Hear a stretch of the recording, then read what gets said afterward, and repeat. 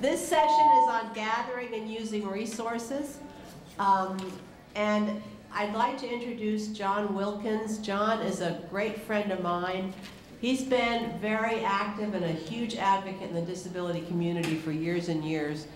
John hails from Fresno, where there's all kinds of IHSS issues going on over there. And John was also very instrumental in establishing the IHSS Coalition. And those of you, he's going to explain a little bit about that, but the IHSS Coalition for us was just an absolutely huge advent in our advocacy programs for IHSS, and he'll explain who's involved in that and a little bit about it, what we do and what happens. But I just cannot tell you what a resource John has been to me throughout the years. And so knowledgeable about not only in-home support services, but also other advocacy issues too. So without further ado, John Wilkins. Testing, 1, 2, 3, 4. Is that good, guys? Okay, don't mind this big yellow protuberance on my sweater. We'll be fine. All right, really glad that you guys could join us today. It's really an honor for me to be here. Janie's one of my favorite people on the planet and one of the best advocates we have. So when she asked, I definitely couldn't say no. Always hard for me to get out of town to get to Fresno to locales around the state, but I'm glad I was able to work this out. So I'll just tell you just a little bit of background. I'm somebody that's been an IHSS consumer since 1980, so we're talking 30 years as of last August.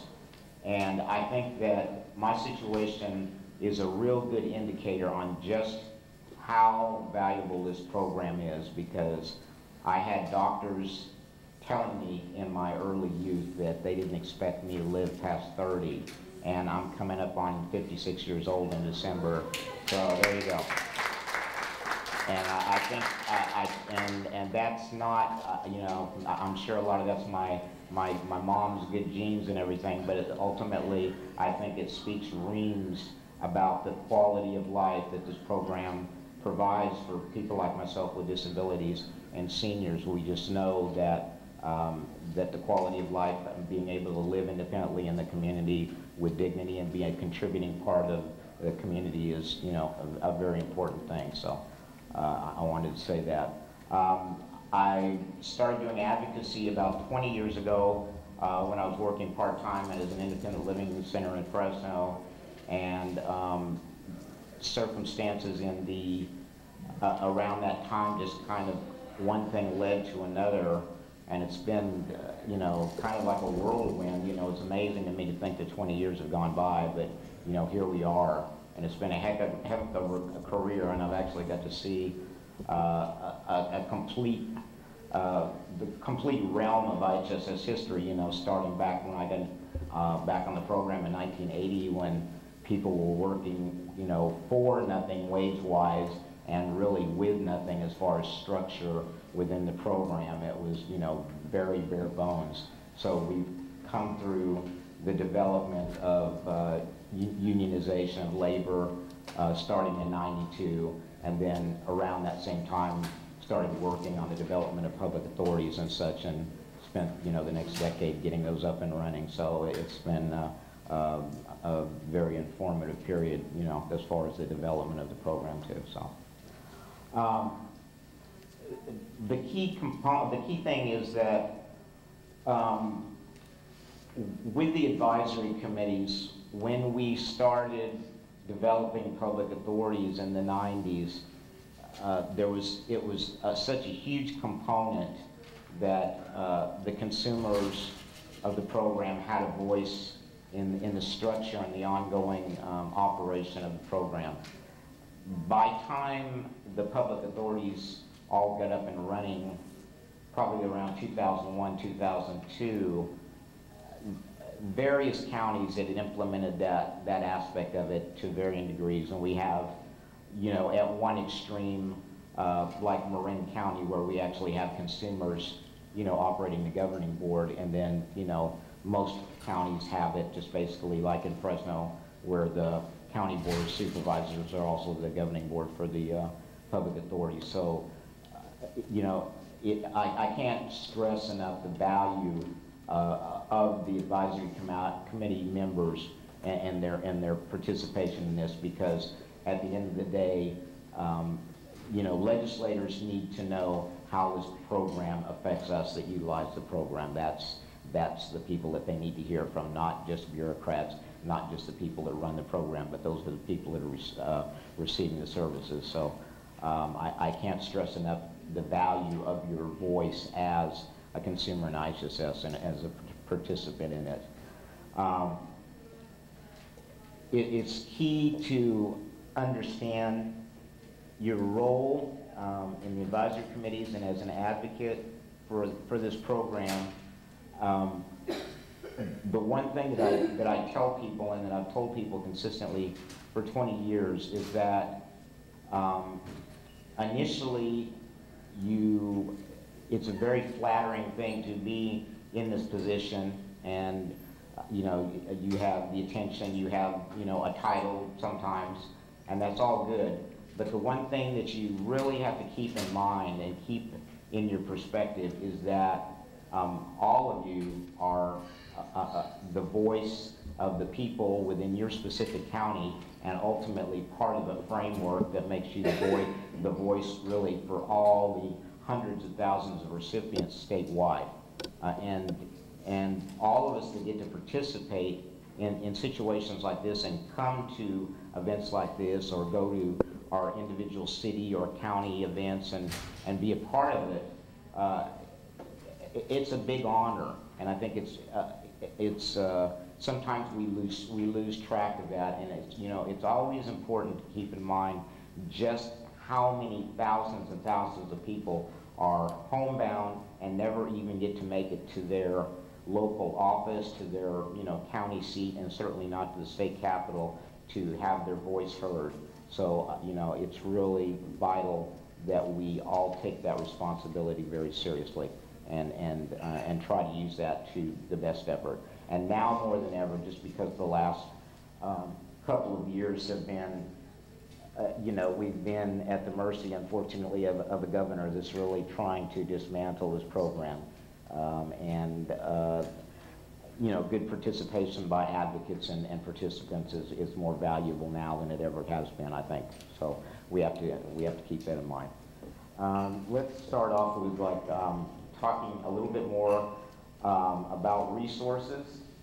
Let me try to get turned here just a tiny bit. Okay. Let me talk about the IHSS Coalition a bit, because that's basically who I'm here representing. This organization was formed back in 2002, and it was co-founded with me and Loretta Stevens, who's formerly of SEIU. And we were just trying to put together an entity that would give all the different perspectives that are involved in IHSS a way to kind of work together all on the same page. And it started off relatively small with SEIU and a few other organizations, and now after 8 years, the IHSS Coalition consists of over 35 member organizations. And we are really, for as much clout as that entity has developed over the last years, and the fact that legislators know that we have some real power as far as the program and getting things done. At the end of the day, the IHSS Coalition is really nothing fancier than a focus and discussion group.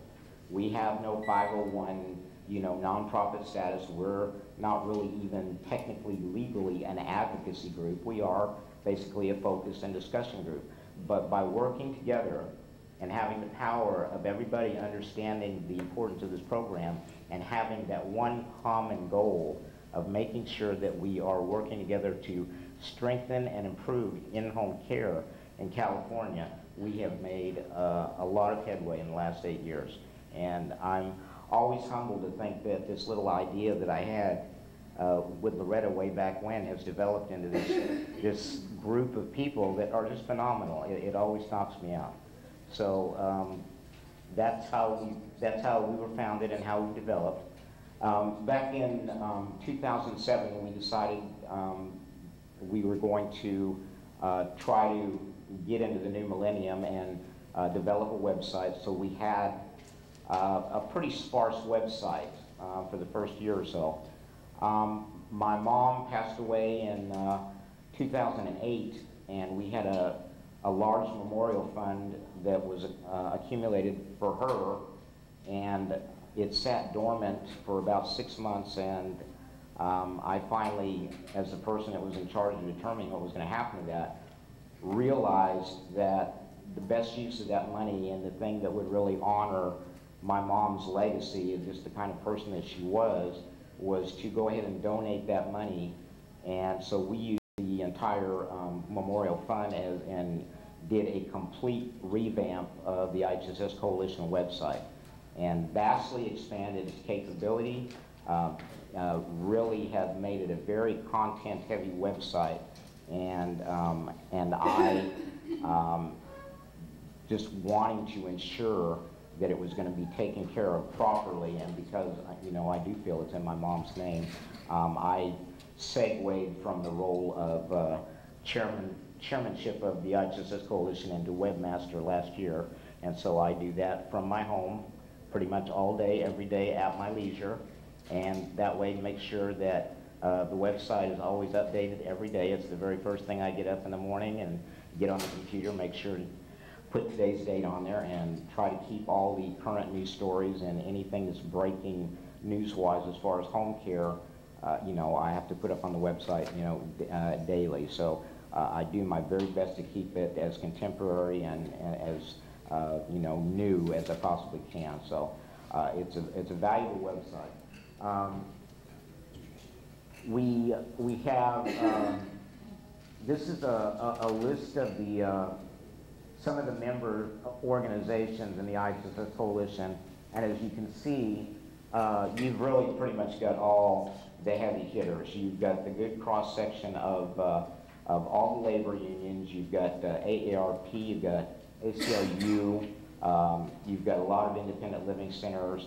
So you've really got the complete balance of consumer, labor, and advocate perspective, I think, really evenly distributed in our member organizations. And all of these organizations, when we're talking about resources, and when you access and utilize the website, when you have questions, they're all part of our team. And I want you to consider all of these organizations and all of the people that work at them as a resource. So what you need to find out in your ongoing functions as advocates and as advisory committee members, certainly you don't need to feel worried about reaching out to these people to get questions answered or to receive assistance, because they are all part of us. The nuts and bolts of IHSS, year to year particularly, is staying on top of the legislative aspects of it. So we always need to know, there's every year there's always bills to modify, bills to improve, some bills attempting to cut. Starting with every budget cycle, we've always got specific legislation that's part of the framework. And so knowing, being on top of all of that stuff is really vital.